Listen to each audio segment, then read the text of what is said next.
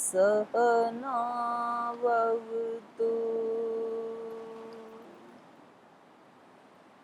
सहनौ भुनक्तु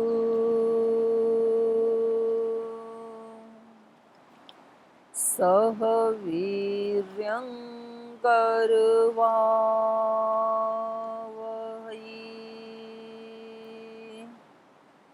तेजस्विनावधीतमस्तु मा विद्विषावहै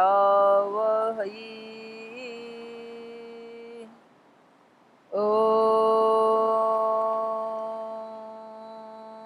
शान्ति शान्ति शान्तिः।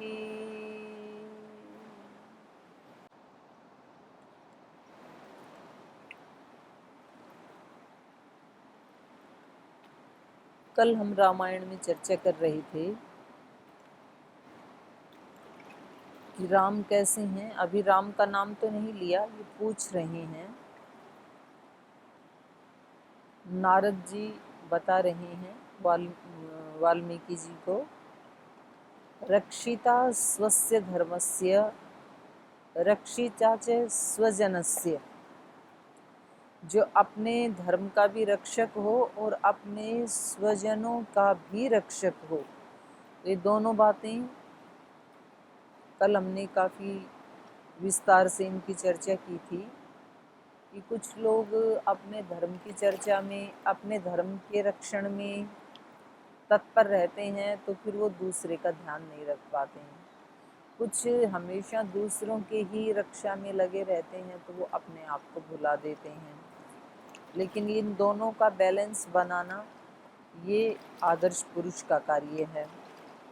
वेद वेदांग तत्वज्ञ, वेद मतलब चारों वेद और वेदांग मतलब जो वेद के अंग हैं, व्याकरण, कल्प, शिक्षा, निरुक्त, तो ये 6 वेद के अंग होते हैं। इन सब को जो जानने वाला है, क्योंकि ज्ञान के बिना व्यक्ति का उत्कर्ष नहीं हो सकता है। न ही ज्ञानेन सदृशम पवित्रम इह विद्यते, ज्ञान के समान यहाँ संसार में कुछ भी पवित्र नहीं है। उस ज्ञान से ही, जैसा व्यक्ति का ज्ञान होगा वैसा ही व्यक्ति का फिर विचार, वैसा ही उसका कर्म भी होगा। यहाँ ज्ञान की महिमा सबसे ज़्यादा गाई गई है। वेद वेदांग तत्वज्ञ, राम कैसे हैं? वेद वेदांगों को जानने वाले हैं। धनुर्वेदे च निष्ठिता, और धनुर्वेद में वो प्रवीण हैं। तो व्यक्ति को थोड़ा ज्ञान तो अपने सभी शास्त्रों का होना चाहिए और किसी एक शास्त्र में उसको निपुण होना चाहिए, किसी एक विद्या में उसको निपुण होना चाहिए। तो उसके लिए यहाँ पर कहा ये धनुर्वेद में निष्ठित हैं, धनुर्वेद में वे प्रवीण हैं। आगे उनकी गुणों के बारे में कह रही हैं। सर्वशास्त्रार्थ तत्वज्ञ स्मृतिमान प्रतिभानवान सर्वलोक प्रिय साधुरदीनात्मा विचक्षणः। तो जो सब शास्त्रों के अर्थ को जानने वाला होगा वो सर्वलोक प्रिय, सर्वलोक इसलिए उसको प्रिय हो जाएंगे कि वो अपने ही स्वरूप को सारे लोक में देखने वाला होगा। तो सब हमें प्रिय माने या सब हमें पसंद करें ये जरूरी नहीं है, पर हम सबको प्रिय मान सकते हैं, ये हमारे हाथ में है पूर्ण रूप से। क्योंकि सबके अंदर जब हमें ये ज्ञान होता है कि जो मैं हूँ वही सब हैं, तो फिर हम सबको प्रिय मान सकते हैं। तो इसलिए यहाँ राम ऐसे व्यक्ति हैं जिनको सारा लोक प्रिय है, सर्व लोक प्रिय। साधु अधीनात्मा, साधु हैं वो, साधु मतलब सज्जन। साधु का अर्थ सन्यासी नहीं है, वो बहुत सज्जन व्यक्ति हैं, बहुत भले व्यक्ति हैं। कहते हैं ना ये व्यक्ति तो साधु है एकदम से। तो उनके अंदर सारे अच्छे अच्छे गुण हैं। अदीन आत्मा, दीनहीन नहीं है, कभी भी अपने आप को दीन नहीं मानते हैं। विचक्षणः, और कैसे हैं? विलक्षण है वो। और विचक्षण माने विशेष है, चक्षु विशेष है दृष्टि जिनकी। एक तो सामान्य दृष्टि होती है, सामान्य दृष्टि में व्यक्ति राग द्वेष दृष्टि से देखता है, लेकिन एक जो दिव्य दृष्टि है, एक विशेष दृष्टि है, उसमें व्यक्ति को ये प्रकृति नहीं दिखती है, ये शरीर नहीं दिखते हैं, वो आत्म स्वरूप ही दिखता है। तो सबको वो वैसे ही आत्म भाव से देखने वाले हैं। विचक्षण, सबको आत्म स्वरूप में ही देखने वाले हैं। तो इसलिए उसके लिए यहाँ कुशल शब्द भी कहा जाता है गीता की भाषा में। कुशल वही है जो चीज़ों को जैसी हैं उसी रूप में जो देख पाता है। सर्वदाभिगत सद्भिः समुद्र इव सिन्धुभिः आर्य सर्वसमश्चैव सदैव प्रियदर्शनः। सर्वदाभिगत सद्भिः समुद्र इव सिन्धुभिः, जैसे सिन्धुभिः नदियों के द्वारा, जैसे नदियाँ समुद्र में मिलती हैं, समुद्र इव सिन्धुभिः, तो ऐसे ही राम जो हैं वो सर्वदा सद्भि अभिगतः, अभिगत है माने चारों तरफ जिसके सज्जन पुरुष रहते हैं। अभिगत, अभि मतलब चारों तरफ, गति मतलब घिरे रहना, चारों तरफ जिनके हमेशा सज्जन पुरुष ही रहते हैं। जो जैसा होता है उसके साथ वैसे ही लोगों की संगति हो जाती है। साधु के पास साधु आ जाते हैं, जुआरी के पास जुआरी आ जाते हैं, और अपराधियों के पास अपराधी आ जाते हैं, आतंकवादियों के पास आतंकवादी आ जाते हैं। राम क्योंकि स्वयं साधु हैं, इसलिए उनके चारों तरफ भी हमेशा साधु आत्माएं ही घिरी रहती हैं। सद्भिः सर्वदा अभिगत, जो सज्जन पुरुषों से हमेशा अभिगत रहते हैं, चारों तरफ से घिरे रहते हैं। क्योंकि संगति का भी बहुत प्रभाव पड़ता है व्यक्ति के ऊपर। जैसे उसके चारों तरफ रहने वाले लोग हैं, वैसा वैसा ही उस व्यक्ति का व्यक्तित्व बन जाता है। अगर हमारे चारों तरफ लड़ाई झगड़ा करने वाले लोग रहते हैं, ईर्ष्या द्वेष करने वाले लोग रहते हैं, रोगी रहते हैं, तनावग्रस्त लोग रहते हैं, तो फिर धीरे धीरे हमारे ऊपर भी उनका प्रभाव पड़ने लगता है। और यदि हमारे पास हमारे चारों तरफ अच्छे लोग रहते हैं, इसलिए तो व्यक्ति आश्रम आदि में भागने की कोशिश करता है। उसको लगता है कि घर में जो लोग रहते हैं वो वैसे उच्च चेतना में नहीं रहते हैं, तो हम किसी ऐसे साधु संतों के पास जाएं, किसी ऐसे आश्रम में जाएं जहाँ उच्च चेतना में रहने वाले लोग रहते हों।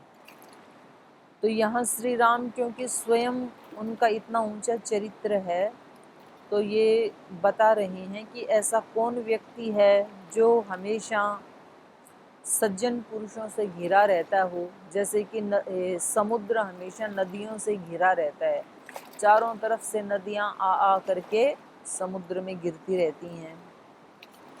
आर्यः सर्वसमश्चैव,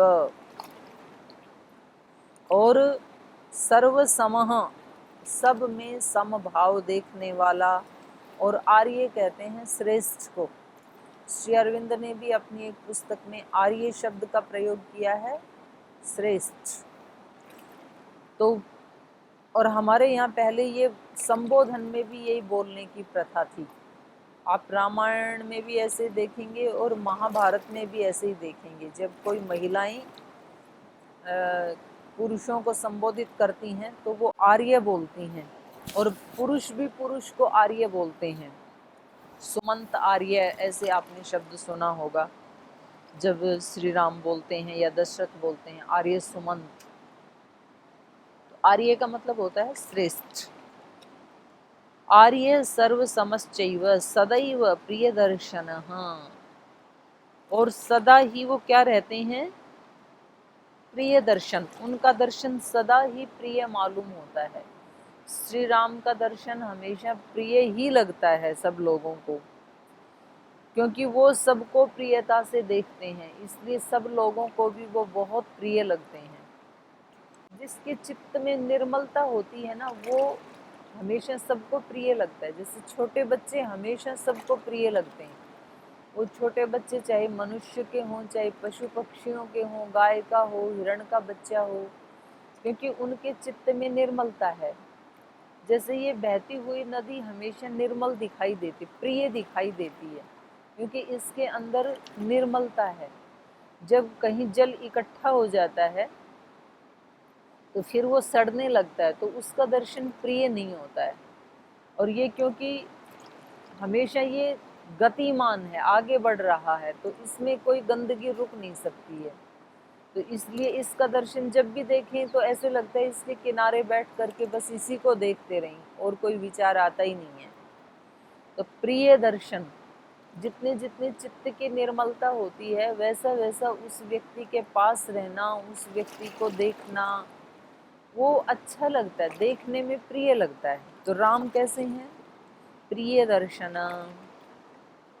सच सर्वगुणोपीत कौसल्य आनंदवर्धन, समुद्र इव गांभीर्ये धैर्येण हिमवान इव। सच, और वह व्यक्ति सर्वगुणोपेत, क्योंकि यहाँ पर वाल्मीकि जी पूछ रहे थे ना कि कोई ऐसा व्यक्तित्व बताओ जिसमें ये सारे गुण हों, क्योंकि मैं उसके ऊपर कुछ लिखना चाहता हूँ। तो यहाँ नारद जी कह रहे हैं कि सच सर्व गुणोपेत, वो सब गुणों से संपन्न है। ये जितने भी गुण आपने पूछना चाहा था, वो सारे के सारे गुण श्री राम में हैं। सर्व गुणोपेत कौसल्य आनंदवर्धन, और माता कौसल्या के आनंद को बढ़ाने वाले हैं वो। ऐसा पुत्र जिसका होगा, वो माँ कितनी आनंदित होगी। और ऐसा पुत्र मिलना ये कोई ऐसे ही अचानक नहीं होता है, अनेक जन्मों की तपस्या। कहते हैं कि माता कौसल्या ने गत जन्म में किसी पर्वत के ऊपर रह करके बहुत तप किया था, तो उनके तप से खुश होकर के जब विष्णु भगवान ने उनको दर्शन दिया कि आपको जो वरदान मांगना है आप मांग लीजिए, तो माता कौसल्या ने यही वरदान मांगा था कि मैं आपको ही पुत्र के रूप में प्राप्त करूं। तो उन्होंने माता को वचन दिया था कि ठीक है, मैं आपकी गर्भ में आऊँगा, मैं आपकी गोद में खेलूँगा। तो ये माता को तो ध्यान नहीं है, वो तो भूल गई अगले जन्म में, लेकिन वो अपने इतने प्रतिभा संपन्न, इतने गुणवान पुत्र को देख करके, और क्योंकि वो स्वयं भी, उनका जो चरित्र है, माता कौशल्या का जो चरित्र है, वो ऐसा है कि वो हमेशा पूजा अर्चना में लगी रहती हैं, ध्यान भजन में लगी रहती हैं। जब राम को वनवास हुआ और राम माता से आज्ञा लेने गए, तब भी वो अपने भवन यज्ञ करने में लगी हुई थी। तो वो बहुत आध्यात्मिक प्रवृत्ति की महिला हैं। तो जब वो अपने ऐसे सर्वगुण संपन्न पुत्र को देखती हैं, तो उनके आनंद में वृद्धि होती है। कौसल्या आनंद वर्धन समुद्र इव गांभीर्य। और श्री राम में गंभीरता कैसी है? समुद्र जैसी गंभीरता है। हमारी गंभीरता तो इतनी छिछली होती है कि थोड़ा सा भी कुछ हमारे मन के प्रतिकूल होते ही और फिर हमारा मन हिलने डुलने लगता है। लेकिन समुद्र में कितनी सारी नदियां आ करके गिरती हैं, तो भी वो हिलता डुलता नहीं है, वो गंभीर ही रहता है। तो श्री राम का मन ऐसा है, उन्होंने अपने चित्त को इतना गंभीर बनाया है, और इतना चित्त गंभीर केवल ज्ञान से ही बन सकता है, क्योंकि वो यही सोचते हैं कि ये जो कुछ भी आ रहे हैं, ये मन, बुद्धि, चित्त, अहंकार और इंद्रियों के विकार हैं, ये बाहर बाहर हैं। ये सारी लहरें तो समुद्र में जितनी लहरें ऊंची ऊंची उठती हैं, वो समुद्र के किनारे किनारे पे ही उठती हैं। भीतर से जब उसकी तलहटी में जाते हैं तो वो बिल्कुल गंभीर है। तो ऐसे राम ऐसे देखते हैं कि जो भी घटनाएं घटित होती हैं, वो तो केवल बाह्य स्तर के ऊपर होती हैं, अंदर से वो तो आत्म स्वरूप में रहने वाले हैं। ऊपर हमने पढ़ा ना स्मृतिमान, स्मृतिमान मतलब आत्म स्वरूप में रहने वाले, आत्म स्वरूप में रहने वाले हैं, इसलिए उनका चित्त हमेशा गंभीर रहता है। समुद्र इव गांभीर्य धैर्येण च हिमवान इव, और धैर्य में वो हिमालय पर्वत जैसे हिमवान, बर्फ वाले पर्वत। हिमालय शीतलता के लिए प्रसिद्ध है, हिम जहाँ रहेगी तो वहाँ शीतलता रहेगी। तो श्री राम का धैर्य कैसा है? बर्फ जैसे, मतलब शांत रहते हैं, शीतल रहते हैं हमेशा। हिमवान इव धैर्येण, धैर्य में वो हिम के समान हैं। विष्णुना सदृशो वीर्य सोमवत प्रिय दर्शन। वीर्य माने पराक्रम, पराक्रम में विष्णुना सदृश, विष्णु के समान पराक्रमी है, वो बलवान है। और सोमवत प्रिय दर्शन, एक तरफ वो प्रचंड तेज वाले हैं और दूसरी तरफ चंद्रमा की तरह, सोम मतलब चंद्रमा, सोमवत प्रिय दर्शन, चंद्रमा का दर्शन सबको सुहाता है, जैसे लोग चंद्रमा को देखते ही रहते हैं, तो ऐसे श्री राम का दर्शन कैसा है? सोमवत प्रिय दर्शन है। कालाग्नि सदृश क्रोधे है, लेकिन जब किसी कारण विशेष से उनको क्रोध आता है तो फिर वो साक्षात कालाग्नि बन जाते हैं।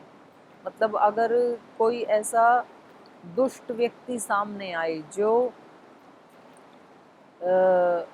मानवता का जो विरोधी है, जैसे रावण जैसे या ताड़का जैसे, ऐसे जो अपराध करने वाले व्यक्ति उनके सामने आते हैं, या फिर समुद्र जब उनको रास्ता नहीं देते हैं, तो ऐसे समय में वो क्रोध जब करते हैं तो कैसे हो जाते हैं? कालाग्नि सदृश, साक्षात काल रूप ही बन जाते हैं। कालाग्नि सदृश क्रोधे, क्रोध में कालाग्नि के सदृश हैं। क्षमया पृथ्वी समः, और क्षमा करने में पृथ्वी के समान है। धरती माता हमें कितना क्षमा करती है, इसलिए इसको माँ कहते हैं। जैसे माँ अपने बच्चे के बहुत सारे अपराध क्षमा कर देती है, ऐसे ही ये धरती माता भी हमारे, हम कितना इसको दूषित करते हैं, कितना इसमें खाद आदि डालते हैं, इसके सीने को फाड़ देते हैं, इसके ऊपर मलमूत्र करते हैं, इसके ऊपर थूक देते हैं और इसमें विषैली विषैली गैसें डाल देते हैं, लेकिन तो भी इसने आज तक कभी कोई प्रतिकार नहीं किया। तो भी हम इसमें कोई बीज बोते हैं तो ये हमें सैकड़ों गुना देती है, और इसने कभी हमारे को अपने से हटा करके कहीं फेंक नहीं दिया, अपना आश्रय दिए हुए हैं हमें। इसी के ऊपर हम सोते हैं, चलते हैं, बैठते हैं, हमारा पूरा का पूरा जीवन इसी के ऊपर ही डिपेंड है। यदि हमें पृथ्वी का आश्रय ना हो तो हम कहाँ रहें? तो ये हमें हर प्रकार से आश्रय देती, उन लोगों को भी आश्रय देती है जो इसकी रक्षा करते हैं, इसको माँ के सदृश देखते हैं, और उन लोगों की भी रक्षा करती है जो इसको दूषित करते हैं। तो इसलिए धरती जैसा धैर्य ऐसे माना जाता है। तो क्षमा करने में श्री राम कैसे हैं? पृथ्वी समः, धन देन समस्त्यागे सत्य धर्म इवापर। धन देना समस्त्यागे, जब धन का दान देना होता है तो सब कुछ त्याग देने वाले हैं वो। तो सब कुछ त्याग देने वाला कुबेर को माना जाता है, तो इसलिए यहाँ पर कहा है कि त्याग में वो कुबेर के समान है। और सत्य धर्म इव अपर, और सत्य का पालन करने में तो साक्षात धर्मराज ही है वो। धर्म इव अपर, अपर धर्म इव मानो, एक तो धर्म हो गया सत्य का पालन करने वाला, और दूसरा साक्षात धर्म के ही अवतार श्री राम है सत्य का पालन करने में। और ये इनके वंश परंपरा में भी चला रहा है, कुछ चीजें हेरिडिटी से भी मिलती हैं। राजा हरिश्चंद्र इनके 14 पीढ़ियों पहले हुए हैं राजा हरिश्चंद्र। तो इनके कुल में ये एक परंपरा ही चली आ रही है, रघुकुल रीति सदा चली आई, जान जाए पर वचन ना जाई। तो ये सत्य धर्म इव अपर तमेवं गुण संपन्नम रामम सत्य पराक्रमम ज्येष्ठम ज्येष्ठ गुणैर्युक्तम प्रियम दशरथ सुतम प्रकृति नाम हितै युक्तम प्रकृति प्रिय काम्ययाः यौराज्येन संयुक्तम ऐच्छत् प्रीत्या महापतिः तमेवं गुण संपन्नम रामम। तो ये बता रहे हैं, नारद जी बता रहे हैं, इस प्रकार एवं गुणम संपन्नम रामम, जो ये इतने प्रकार के गुण मैंने बताए, तो इस पृथ्वी के ऊपर इतने गुणों से संपन्न तो श्री राम ही हैं।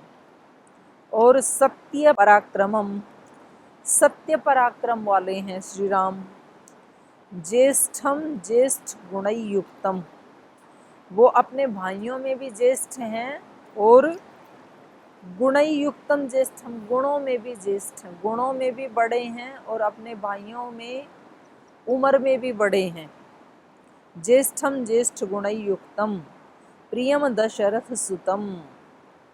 तो ऐसे सब गुणों से संपन्न, धर्म से युक्त, प्रिय है दर्शन जिसका, और ज्येष्ठ है चरित्र जिसका, और ज्येष्ठ है आयु जिसकी, ऐसे दशरथ के सुत श्री राम हैं। प्रकृति नाम हितै युक्तम, और प्रकृति नाम जो सबके हितों में युक्त रहते हैं। यहाँ प्रकृति का मतलब है प्रजा, प्रजाओं के हितों से युक्त, माने उनका हित करते रहते हैं। प्रकृति प्रिय काम्ययाः, और प्रकृति का के प्रिय की कामना करने वाले हैं।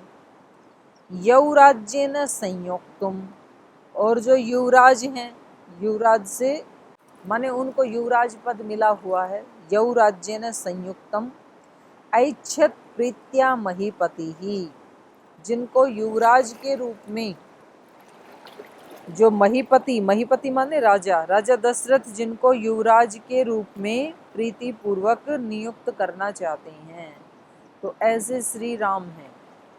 तो ये जो वाल्मीकि ऋषि नारद जी से पूछ रहे हैं कि ऐसे ऐसे गुण किसमें हैं जिनके बारे में मैं कुछ लिखूं, तो नारद जी ये सारे गुण श्री राम के बता रहे हैं।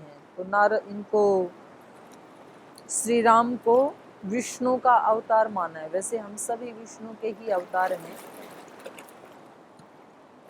पानी आज पूरा पास में आ गया, बढ़ गया शायद, तो आज इसलिए इसको रिकॉर्डिंग को अभी रोकना पड़ेगा, स्थान थोड़ा चेंज करना पड़ेगा। गंगा मैया की ज़्यादा कृपा हो गई, तो जहाँ बैठे तो किनारे पे थे, लेकिन पानी बढ़ करके बिल्कुल अभी पास में आके अपना आशीर्वाद दे रहा है। तो आज के इस सत्र को यहीं विराम देते हैं, शेष अगले सत्र में चर्चा करेंगे।